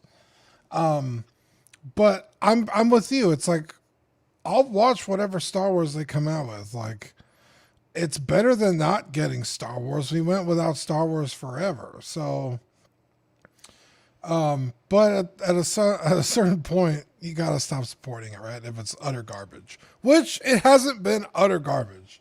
I think the movies were utter garbage, and I stopped going to see them. The TV shows have been pretty okay. Andor was fucking incredible. I don't know why we're not getting more Andor all the time. My man. But Ahsoka, it was, yeah, that's kind of like what Rebels felt like, and it was kind of more of the same, so it wasn't like the worst thing I've ever seen. So to confirm season 2 is on the way, that's cool, and Mando and Grogu, a Mandu movie is, at least it's a fucking movie, you know what I mean? So I'm all for that. I wanted to see him back in theaters, so that's cool. Joe P says that he is kind of sick of Mandu and Jesus, you got me saying it. Mando. Excuse me, Mando. Jesus, Mando and Grogu. Get it back. Holy Jesus. Let's see here. DJ says, I'm not looking forward to the movies based on the director that they chose for the Rey movie. Sean says, I think they need to focus on new stuff. The legacy characters where I feel they fail. Mando 1 and 2 are good. Andor was good. Book of Boba Fett was crap. I'm curious. Well, let me let you guys get your takes in, and then we can. I have a question, but we'll read one more comment. The future of Star Wars: distance makes the heart grow fonder. I still think there's almost too much. There's fatigue. I feel we need a bit of a break, but it's weird that I like a lot of the show still. So it's interesting. That's an interesting comment. A good segue too, because like we talk about superhero fatigue all the time, right? And I think a lot of the time it's not necessarily that people are sick of superheroes. I think that it's sick of kind of lackluster writing, lackluster stories that we hope will be better and then don't necessarily end up kind of delivering. Now, I will say though that Star Wars fans are an interesting group of folks. Cylon, hey everyone, good to see you, buddy. Because when you think, like, what director even wants to do a Star Wars movie at this point? There's been a few that have been approached who have said, no, thank you. And not because they don't have any desire to do a Star Wars movie, but mostly because they don't have the desire to deal with fan backlash and all those types of things. Now, it was interesting because I think it was yesterday or today, no, 2 days ago, sorry. It was reported in Variety that Chad Stahelski, who's actually the director of the John Wick film franchise, has put up his hands and literally been quoted to say he wants to take a swing at making a Star Wars movie. And while that might be kind of ridiculous because he's no Christopher Nolan, he's no like crazy good director necessarily, he took what should have been just a cool kind of action movie and turned it into, collectively combined anyways, what became $1 billion franchise. And I think that's pretty impressive. Go back to something like Knights of the Old Republic, right?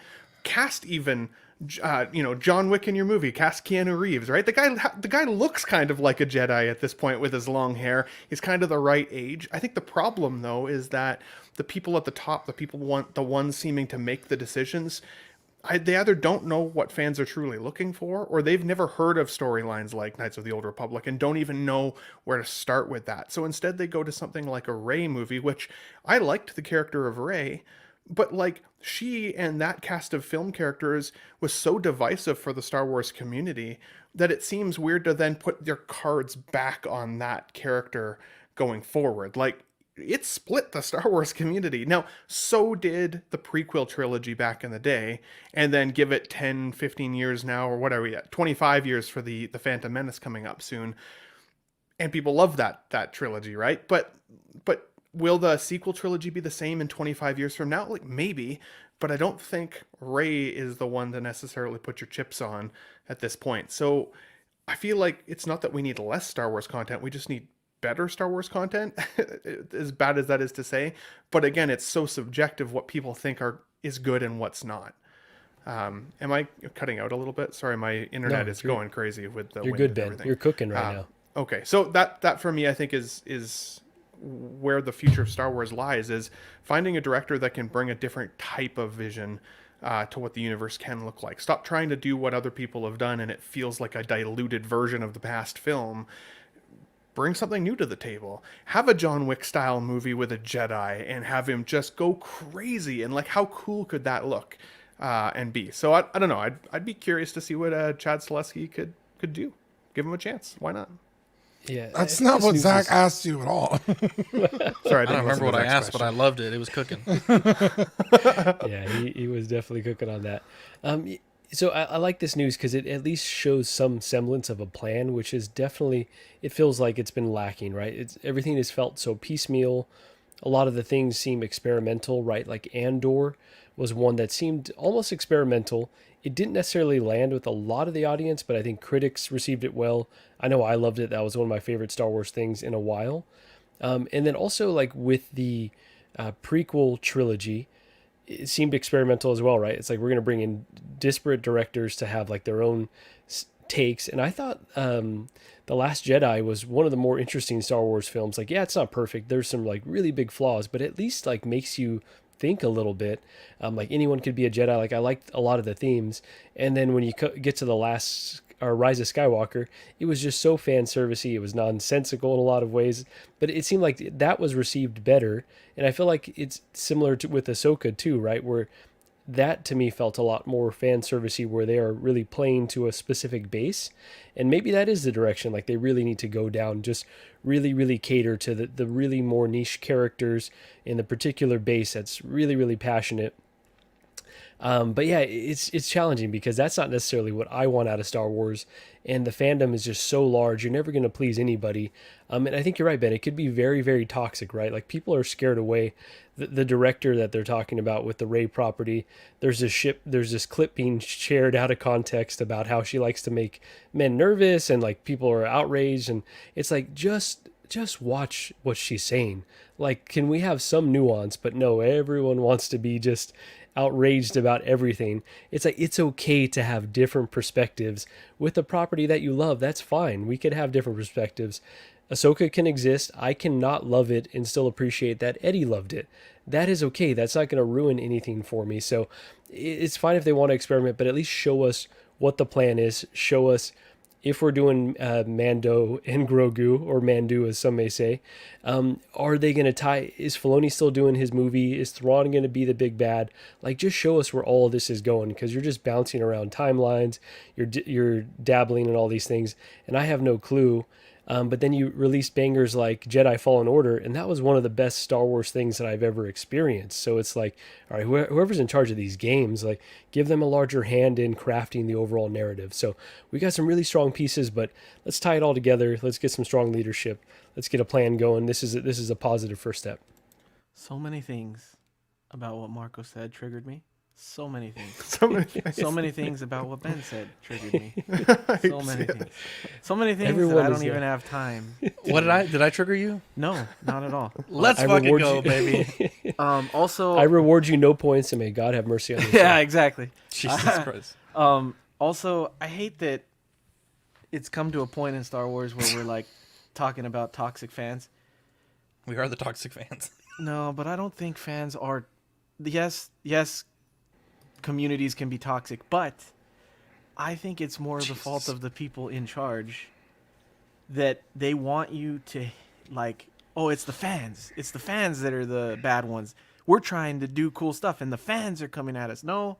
You guys are putting out crap, and then putting out this political agenda garbage, and you're turning it on the people that love it, and wanting you to hate them instead of the people that are pushing this crap out.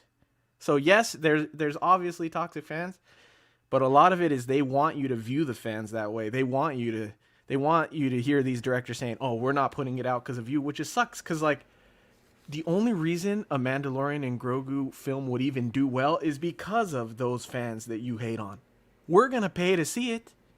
Like, so that bugs the shit out of me, but when I heard the news of this Mando and Grogu film, I wasn't even that excited. You have a platform for this already. You have a show. Just do a season 4. What do you need a film for? You know why? Because you need people to come back into the seats. You're using Mando and Grogu as a ticket to get people to spend money. Like, you don't need that. Do something else. Or because they only have really 2 hours of content, not 6 hours like they try and put out in a normal season. Well, you might be right.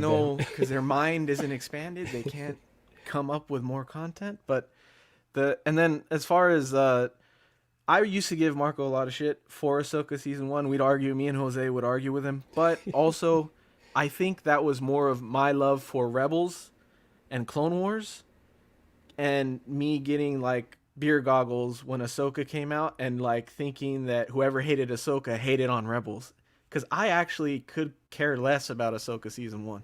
Like, it does nothing for me. I don't want to go back and watch it. When I think back on it, the only cool thing to me are the whales, which is like, what the hell? Like, other than that, I don't really care. So it's like, I don't care for Ahsoka season 2 at all. Like, because I don't think it's going to get better. I didn't care for Mandalorian season 3. 1 and 2 were the best to me, and they veered off. So I don't even know what they do with Mando and Grogu at this point. So I'm like, to be honest, the future of Star Wars for me is bleak as hell. So and I definitely don't think any Star Wars content is, at least we're getting Star Wars content. Like, no, I'd rather you just not make it. So yeah, I think Eddie just won me over because I was being nice. Eddie gave me a boner. So real quick, OG fan, round of applause. Member for 29 months. Thank you, Money, for speaking the truth. Thanks for the OG support. fan. Oh, hey. Sweet angel. We love you, We love to see it. Eddie, that was a Eddie, good fucking take. That's a mic drop right there. Great That's take. Absolutely. Great take, Eddie. I want to say that all of us had a great take, but just because you agreed with it. No.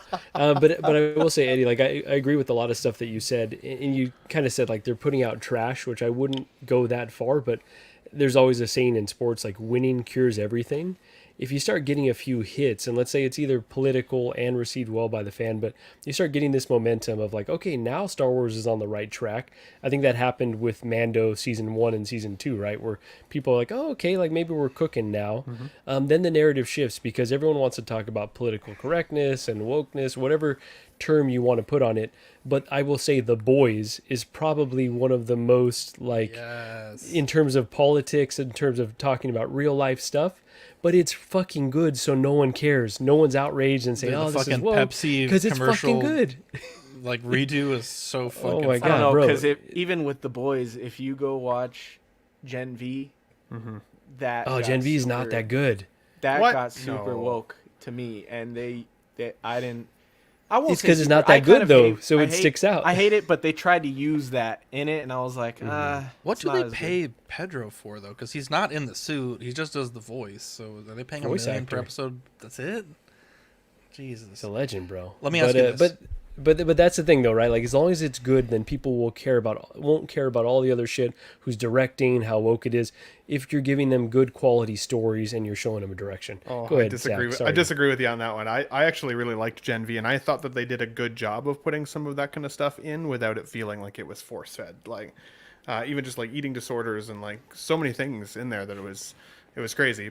While still, I thought being good content. But You don't feel that it was your love for The Boys that made you love that? surprisingly, no. In fact, I expected to not like it. I thought it was just going to be kind of like a diluted version of The Boys that would just make me want to watch The Boys and not anything else. And I surprisingly blasted through that season. I loved it. But I'm not saying it's bad. I just didn't. The quality of The Boys is so high that it just didn't live up to. It felt like a cheesier version of The Boys to me. But Zach, you're about to cook. You're about to say something. Oh, I wasn't cooking. I was going to let you cook. If you could pick one thing to make a film out of in the Star Wars universe, what, like, if they let you have the fucking pin and you could just write down whatever you wanted, Dean, what story would you tell?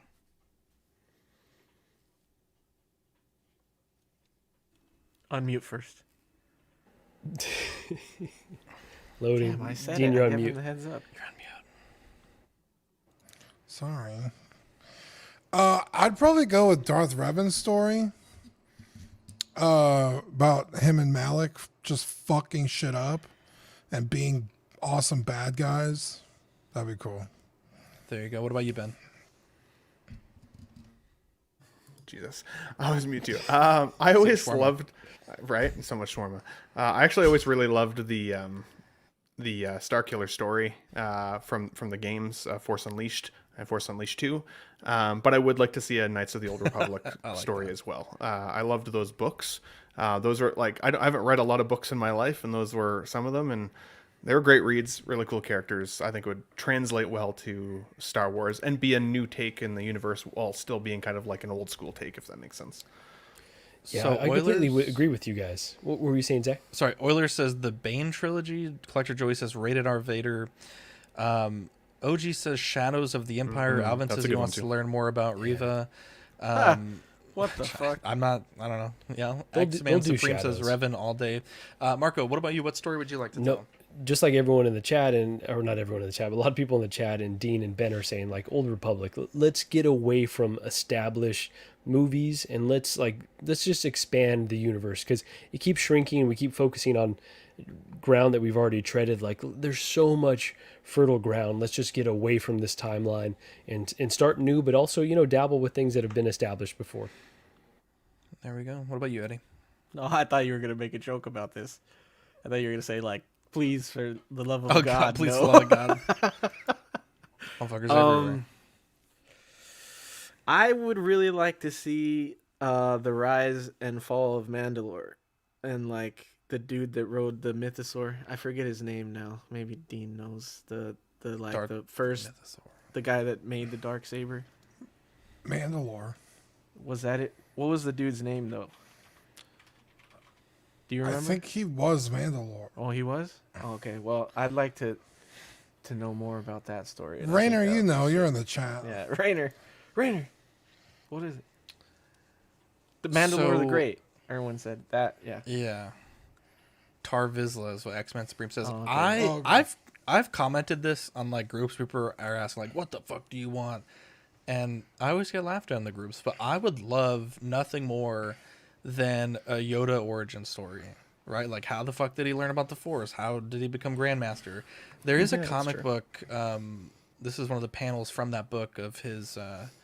I guess like the person that taught him about the Force, and it's such a concept that I would love to see on the big screen. I think it would be fun. That'd be a cool trilogy too, because you could kind of age him up through the trilogy. Like you could see him at 50 years old, like Grogu is, and then I don't know, 150 when he's a little bit bigger, and kind of then where he's at now, or pre Star Wars that we know. That could be cool. It's interesting, but it gets problematic when you're dabbling with these characters. Same thing happened with Boba Fett, right? Where it's like, or Luke, where it's like, this isn't the character that I know or love. Like, everything is so picked apart. Get away from things that are already established. Get away. Like a bantha, bro. If you do it right, and you won't I have get that issue. it could lead to tougher less to do it right, desirable though. results. Yeah, It's not tougher. You just do it right. It's not tough at all. Just do it have, right. Give Eddie a shot at directing. Doing it Don't right? have these fucking rules.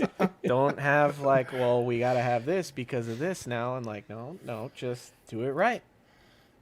Wow, I don't know if this is a good wow Zach or a bad wow Zach, but hopefully it's a good one. Let's see. Movie of the week. Might get out of here early today. Oh, there we go.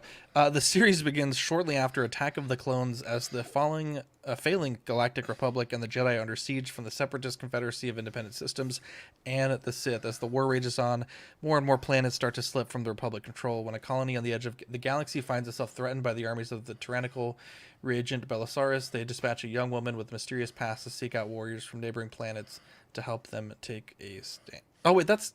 God damn it, that's the Rebel Moon. You fucking ignore that last idiot! paragraph. Well, I had it on the show sheet. My bad. I was like, this doesn't sound like what I watched. Sorry. I was like, maybe I watched the wrong one. My bad. I was like, damn, Belisarius. It's not on the screen either, by the way. I don't know if you have an image, but God damn it. Dino just let me out there. Yeah, so I picked this movie for Arc Fordo. He's not. I don't think he's in the chat today, but he was like, bro, it'd be so cool if we could do this for movie of the week. And I love Fordo, and we chose it.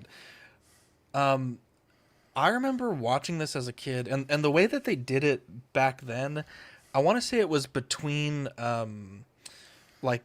shows. It was just like 5-minute little shorts, and then I think at some point they compiled them into like a DVD, and obviously now they're on Disney Plus as 2 main seasons. And some of the things that we got to see in this show, like Mace Windu just absolutely fucking crushing people, General Grievous just being a fucking monster. They also tied this in really nicely with, sort of breaching the gap between episodes 2 and 3. This was way before the 3D animated Clone Wars. So you kind of see Anakin growing up, becoming a Jedi. And then also, like, you see literally like minutes before episode 3 begins when Grievous is injured, and kind of explaining why he's not as dynamic in the film, which I always thought was more a technical limitation, that they had to make him a little slower, because I can't imagine him doing all the shit he was doing in this fucking cartoon in live action. And it's fucking fantastic. I love the Anakin story with the monsters and sort of like the visions that he gets of becoming Darth Vader. I love the clone stuff when they go and rescue the Jedis from that sort of castle thing that they're in with the gunship with the fucking shark face painted on it.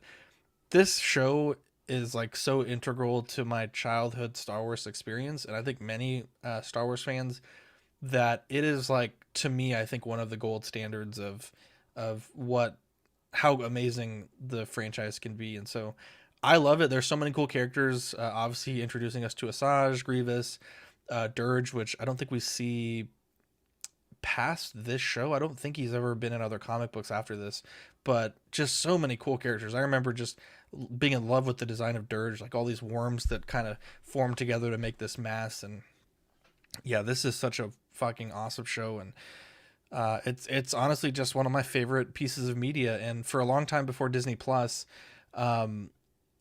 it was hard to like watch this. Like you had to watch like a janky YouTube edit, and the DVDs were really expensive, and I had to buy like 2 of them because one, the disc was scratched up and it didn't work. And now I'm so glad you could just go to Disney Plus and you could just watch it whenever. But this to me is like a gem of Star Wars, and I fucking love it. And I hope you guys liked it too, if you haven't seen it already. I liked this a lot more when I was a kid. Rewatching it, I was just kind of like, I don't want to say bored, because all the clones have never been cooler since or before this movie. They are so fucking cool. There was like a whole like 20-minute sequence where no one's even fucking talking. It's all like hand signs and fucking 2 eyes up there, fucking rocket that building. Like, it's so fucking awesome, dude. Like, that was the highlight for me. And of course, Fordo is the fucking GOAT clone trooper commander. And yeah, also another one of my favorite bits, Zach, only you and I will know this. A bold claim. Yeah. I was so stoked when that happened. But other than that, I was like, oh my God, like, really? Bro, this is so good for me, bro. Really? Nah, I just didn't like it. Like, all the Anakin shit, like, his voice is so fucking annoying. I could not watch it.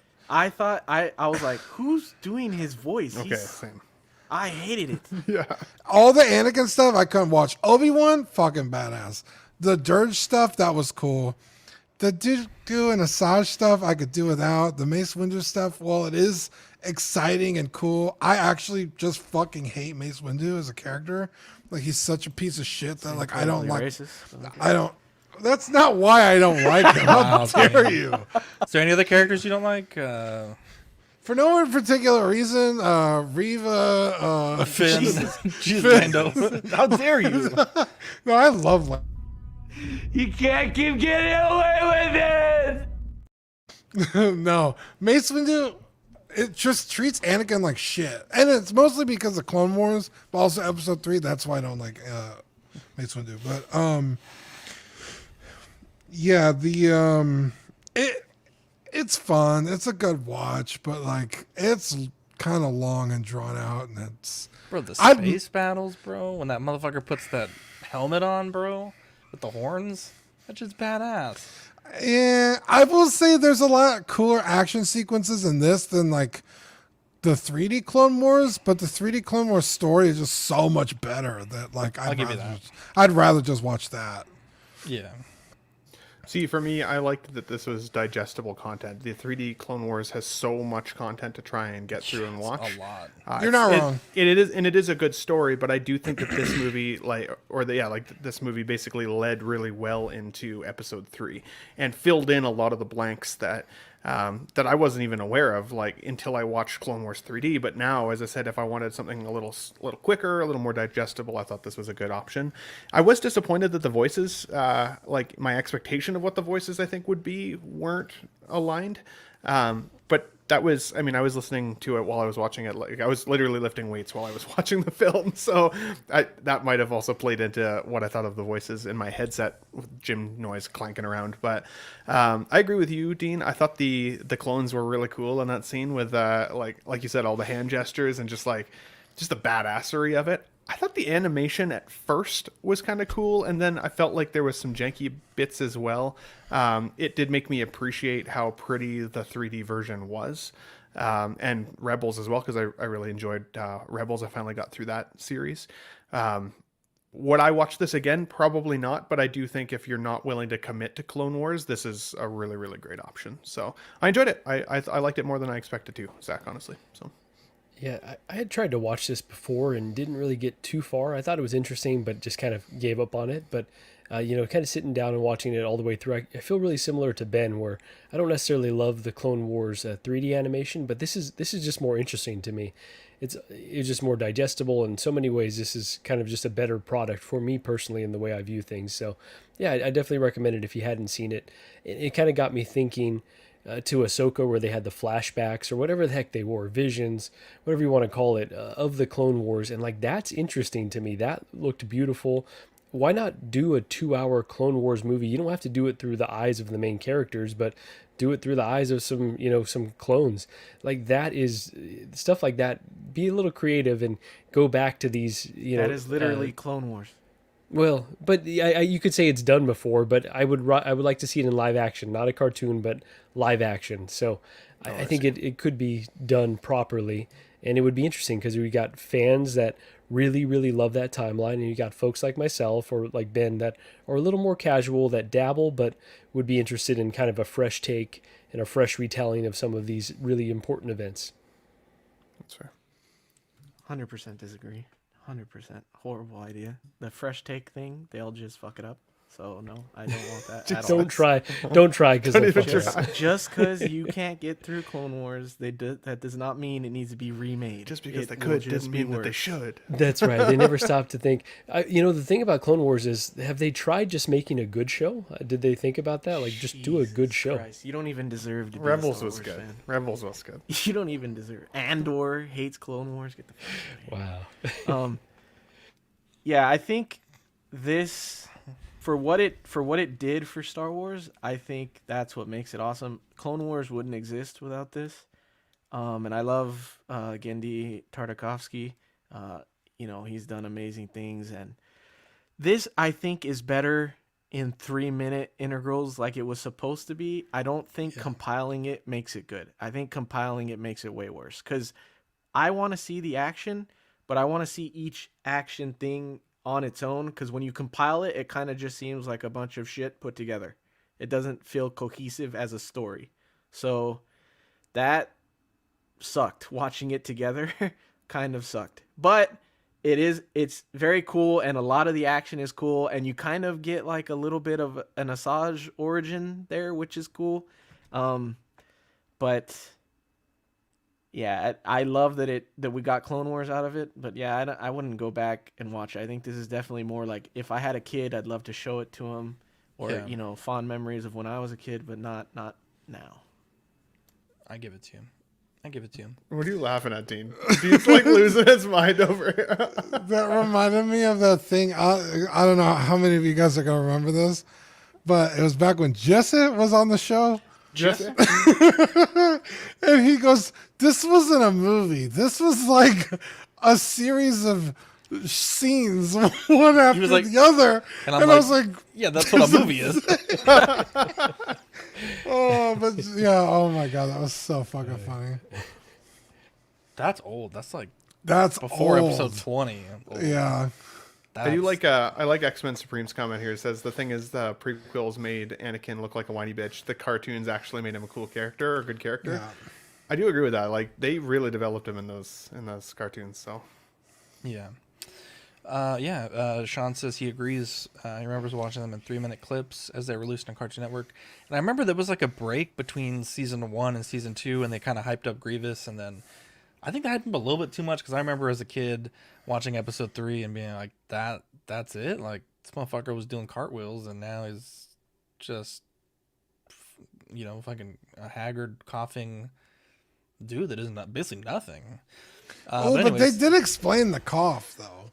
Well, they did, but it's not canon anymore. So it's like, when the fuck did he get the cough? So, movie of the week, Marco's choice for next week is RoboCop, and why are you like this? 304 is Rebel Moon is next week. Oh, god damn it! Son of a. Oh my god. Okay, Rebel Moon is next week. Zach thought tonight was Rebel Moon. No, yeah, you are correct. I think Zach is right. I don't remember. Anybody remember? Yeah, Rebel Moon is next week. Ignore this graphic. Oh no, the graphic is technically right. I had these as 303 and 304. I just deleted the wrong slide. Thankfully, I'm taking next week off. Hang on. Yeah, I think I'm gonna be sick on Tuesday. So. I already called it sick. I sit through all y'all's fucking movies. Yeah, Eddie, you never watch them anyway. So also, Marco, if you want to watch a movie for your figure, it should be RoboCop 3. Just saying. Here we go. RoboCop 3. You're gonna make us watch? No, Jesus. No. I'm just kidding. The OG. We'll pretend. It's got Peter Weller mouth plates. You're good. Here we go. Exactly. Hang on. It passes. We're fixing this mistake right now. I've been putting off RoboCop long enough, I guess. You haven't seen RoboCop? No. That's pretty crazy. Wow. I think you actually will like it, You've never Eddie. seen RoboCop? No. Oh my god! Someone ban Raina right now. How dare you? Dude, make sure you watch the unrated version. Dude, the rated version is fucking wild. I bought it at the dollar store. Best dollar I've ever spent. Which is funny because I think I'll buy that for $1. A joke in that movie. Yeah. I literally bought it at the dollar store. I will say that watching Rebel Moon after watching Clone Wars, this Clone Wars will be like a very viewing cleanser. pleasure. Like the beautiful look of Rebel Moon will be amazing compared to this old cartoon. How dare you? Let's see here. We have some lovely Patreonies. Beautiful Patreonies. Yeah, I'll give a quick shout out to Ian CB, Renee Mendes, Eric Mariscal, Quinn Aguirre, King Louis, Mark Pearson, Paul Schreiber, Equan, Chris Valencerina, Ben Thomas, Chris Letty, David Jones, Sam Guest, Staminator, Joao Bretta, Thomas Clark, Eric Switzer, Six Guns, Figs, Billy Badfish, Toy Cartel, Sweet Danny Lee, Deanie Martin, Stephen Krapp, Big Ol' Fern, Caesar Mark Wynn, Mark Phelps, Lisa Martin Boboski, Rick DeGregorio, Ricardo Valdez, Jose CZ, Erwin Azucena, the illustrious Rainer, Aled Morgan, Tukathri Watt, Derek B, Aries Portillo, Alvin J, Aurelius Delgado, Jazz Carroll, Joe Ridley, Pablo Meza, D-Rock, Matt Clevenger, Seth Tucker, CC, 3PO, Scott Smith, Don Maton, Stephen Perchett, Sean Usby, Scott Bradley, Stephen Maria Stanley, Eddie Manzanares, Louis Bennett, Chip Perrin, Jimmy Hernandez, Gigi the Judgmental, and Brenton Palmer. What a bunch of angels. Kevin is going crazy over here. Going crazy. So for November, December, these are going out this week. We have the Just Another Friday Night sticker and the CW300 sticker. I think we're working on the January to February. What am I looking at? Look at all our stickers. I found a big stack of more. Wow. And so I added them to my collection. Wow. Look at that. I had to get a bigger bag. That is fantastic. Yeah, I should have... God, I had 2 ideas and I don't remember them. But anyways, for Patreon, we have 4 tiers. You can join the digital benefit tier, which is the hot seat tier. You get access to 200 episodes of Onyx After Dark, which you lock down after they're recorded by the end of the week. And you get to join the Patreon chat and a weekly shout out. We have the 750 Sweet Angel tier, which is stickers sent straight to your door and access to Ox After Dark replay. The Certified Crispy tier, which is figure fix assistance, and the $25 What a Guy tier, which is doubles of all the stickers we send and a Pog deluxe set as well.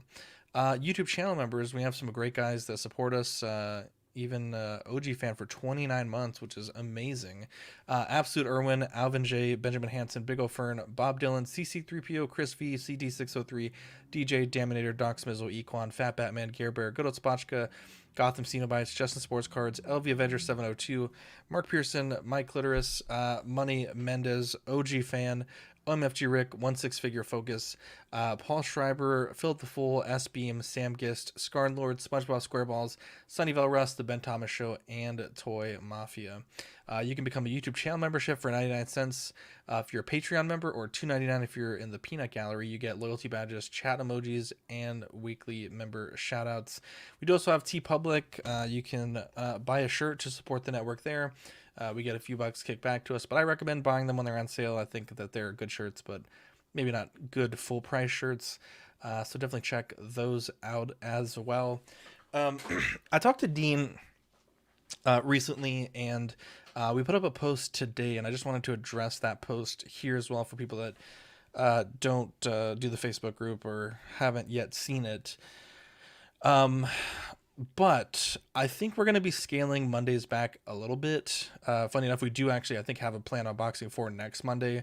But I think going forward, I think Dean and I talked last night, and I just felt like we're getting a little bit burned out on maybe the pressure of having to have something fun and exciting to unbox every week. Obviously, we used to have like a lot of people that would join us for unboxings, and now it's kind of a little bit of a smaller team, so sometimes people are holding stuff for many weeks to get to unbox them, or just a number of things. So we're going to be doing Mondays a little bit less regular, maybe once, twice a month, if that. But it'll allow us to really focus on each unboxing that we do. It'll be more, I guess, more of a showcase than anything. We'll spend 40 minutes to an hour on a figure. Maybe everyone crack open a beer, kind of just chill, relax, show the accessories off, do a pose or two. Sort of like we've done with the Gandalf stuff in the past, maybe compare it to other similar figures. Nuts and, out. Nuts will be out. But I think doing it a bit less regular, it'll give Dean and I a little bit of breathing room. It'll allow us to recharge our batteries. I was talking to Lane, and just tell him, like, we're streaming Monday, Tuesday, Wednesday. Dean sometimes does Fridays, then we stream Saturdays, and then sometimes on Sundays. So it would just give us a little bit of ability to pour that energy into other projects. And, there's a lot of people that really are very talented at doing like produced unboxings. And I think those guys will probably be the ones that we recommend you guys watch, until we kind of recharge that battery just a little bit. As far as After Dark, we still are going to do it every Wednesday.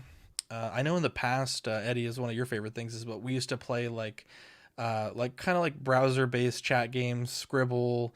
We used to play Among Us. We used to play like a bunch of kind of silly games, Wordle, which is like really only one person plays it, but it was, like starting off the After Dark, we'd play Wordle, and I love it was that just, shit too. Yeah, it was a fun way to get the chat involved. Not everyone has a mic or feels comfortable being on camera, but everyone can kind of make a fool out of themselves doing a silly browser drawing game. And so we want to bring that back. We'll still do our trials and tribulations and our life stuff at the beginning of the show, but we do want to kind of make it a more interactive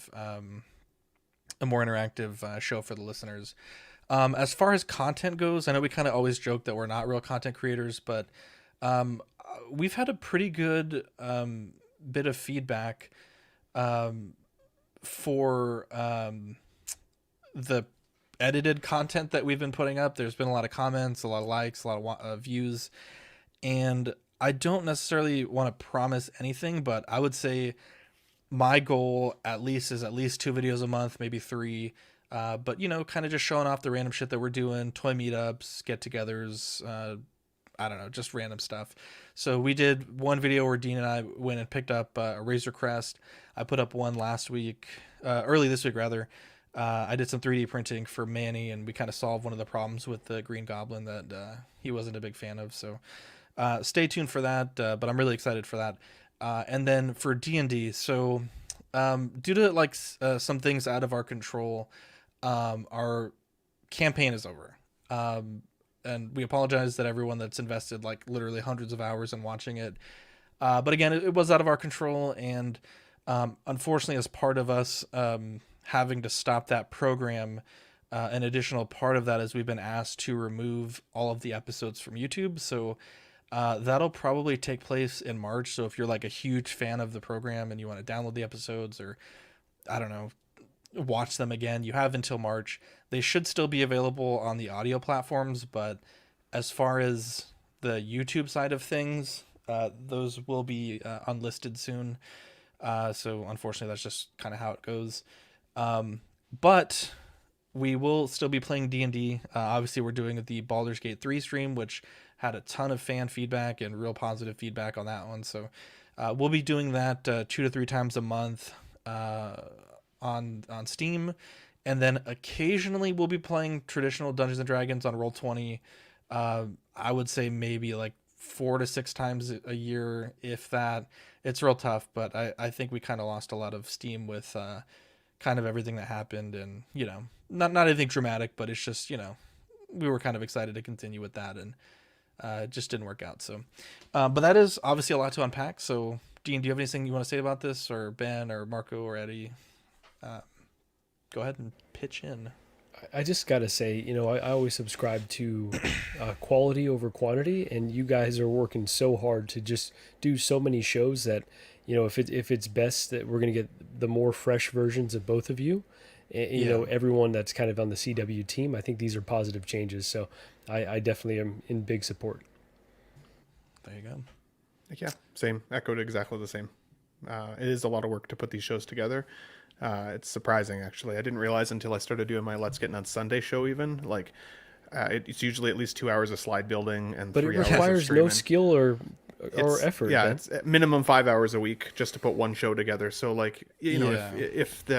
if you guys are feeling disengaged from it, or you're seeing that the audience is, then yeah, let's switch it up and see what else the Collecting Weekly channel can bring. I was a fan of you guys long before I was friends with you guys, because there was a variety of shit to watch. I liked small talk because of the small scale stuff. I liked the 6 scale news because of you guys. So it'll be cool to see what you guys do next. 100%. Yeah, and we're really excited about Baldur's Gate 3. I know it's a game that our wonderful Patreonies were asking us to play for a long time, and then they re-asked us to play. And I feel bad because I think in a perfect world we would be able to play with everybody, but the game itself does have some limitations as far as how many people you can play with and whatnot. So it ended up being that yes, we're gonna play, but unfortunately we really can't play with you guys. So I do feel bad, but just know that we're playing it with the best intentions. One of our characters at least is continuing on from the campaign, and if you can give it a watch the next time that we do play, I would really appreciate it, because it is a very niche show. I think D&D traditionally hasn't ever really been a strong program for us. It was more a passion project, and so I think I spent probably 8 hours before Baldur's Gate doing testing and dialing in settings and dialing in audio, and then on Streamlabs kind of setting up little animations if anyone made a donation or did anything. And I'm really excited for you guys to see all that winter if they come up. So it's things are changing just a little bit, but as far as the network, this is kind of what we're looking at for 2024 going forward. We may have more changes to announce, but at least as far as Dean and I are concerned, this is kind of what we're looking at. So OFAC and Small Talk alternating Thursdays, Question of the Week on Sundays, CW and After Dark every Tuesday and Wednesday, Bricks and Brews monthly. May integrate some more Ox plays outside of just Baldur's Gate, but of course we're doing the Baldur's Gate Mind Flayers web playthrough, so really excited for that. And it'll be fun to see where that goes. And already we've kind of gotten our players into a bit of trouble with accidentally killing half the town guard in Baldur's Gate 3, but I saved at the worst time, so we're gonna have to go with it. So we're really excited for that. And do you guys have any shout outs you want to give?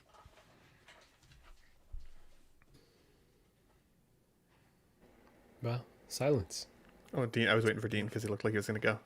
I said no. Sorry. Oh, okay. Well, Jesus. Then, shout out to all of the Tough Nut crew over on the Ben Thomas Show. So thanks to Collecting Weekly and everybody who's helped me through the journey on that channel.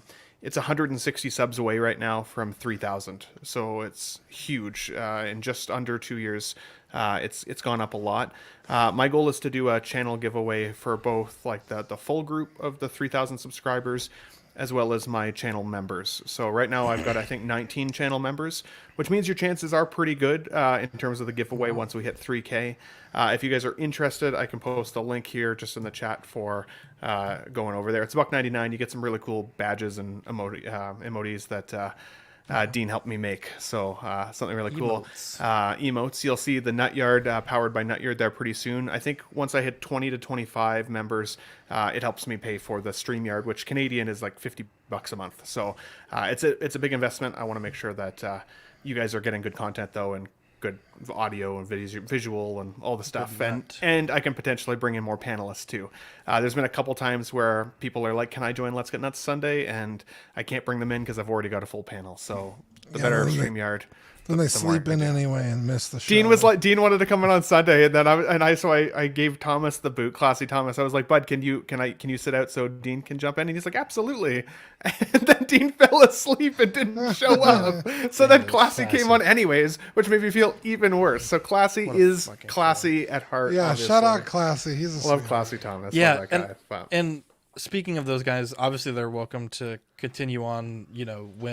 When we do the irregular unboxings or After Dark, I've told them both, like, it's not you, it's just us being burned out. So, they've done, donated an amazing amount of their time for us to be able to do these programs. And, like I said, it's just, we've just been a bit burnt out.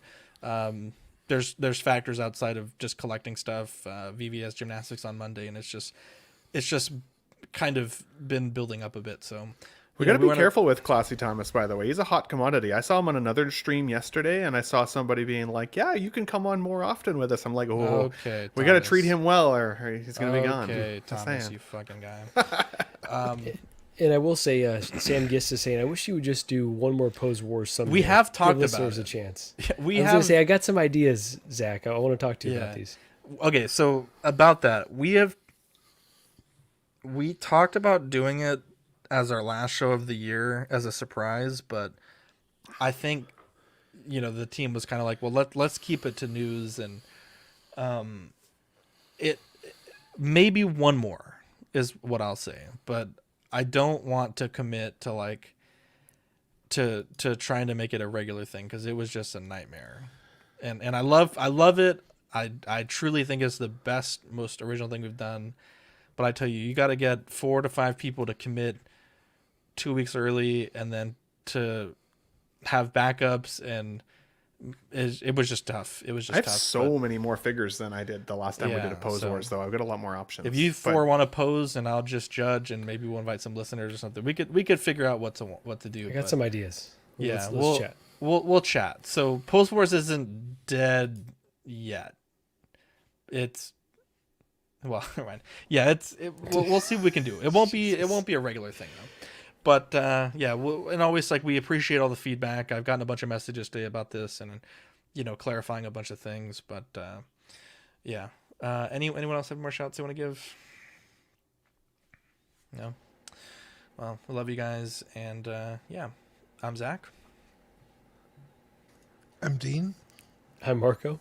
I'm Ben. And I'm Eddie. We'll catch you guys on the next episode. Bye.